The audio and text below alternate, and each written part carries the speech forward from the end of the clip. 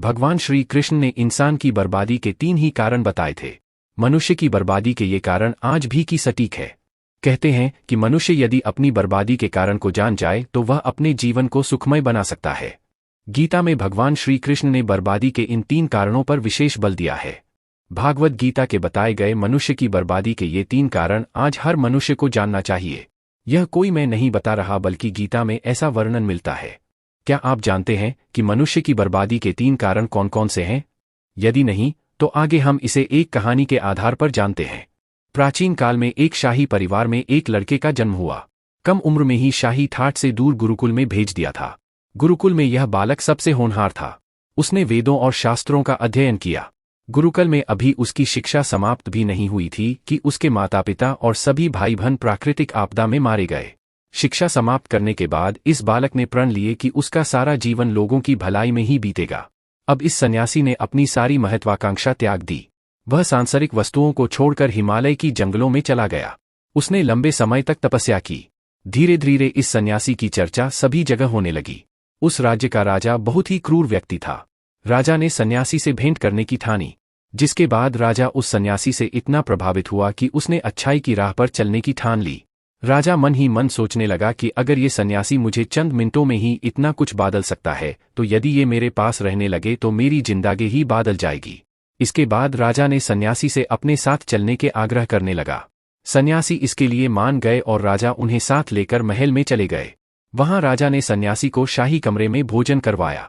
सन्यासी ने राजा का धन्यवाद किया और जाने की आज्ञा मांगी, जिस पर राज ने कहा, आप हमारे बगीचे में हमेशा के लिए रह सकते हैं। सन्यासी ने राजा के प्रस्ताव को स्वीकार कर लिया। बगीचे में सन्यासी के लिए एक कुटिया बना दी गई। राजा ने भी सन्यासी की खूब सेवा की। कुछ समय बाद अचानक राजा और रानी अपने पड़ोस के राज्य में चले गए। साथ ही एक सेवादार को सन्यासी की सेवा के लिए बोल गए, लेकिन सेवादार बीमार पड़ गया और अगले दिन से आया ही नहीं। ऐसे में सन्यासी को कोई भोजन देने वाला भी नहीं था। कुछ दिनों के बाद जब राजा वापस आए तो सन्यासी ने राजा को बहुत डांटा। राज ने सन्यासी से क्षमा मांगी और फिर सब कुछ ठीक हो गया। फिर कुछ दिन बाद राजा को राज्य से फिर कुछ दिनों के लिए बाहर जान पड़ा। इस बार राजा ने रानी को आदेश दिया कि जब तक वह आते नहीं तब तक राजा को किसी प्रकार की दिक्कत नहीं होनी चाहिए। जिसके बाद रानी हर रोज भोजन पकाकर सन्यासी को भेज देती।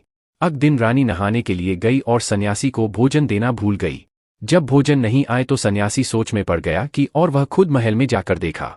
सन्यासी की नजर रानी पर पड़ी। उसने रानी के अद्भुत रूप को देखकर चकित हो गया। सन्यासी रानी की सुंदरता को भुला न सका और उसने खाना पीना छोड़कर अपनी कुटिया में पड़ा रहा। राजा जब वापस लौटे तो उसे सन्यासी के हाल का पता लगा। राजा ने जब सन्यासी से ये सब पूछा तो उसने कहा कि मैं रानी की अद्भुत सुंदरता का कायल हो गया हूँ।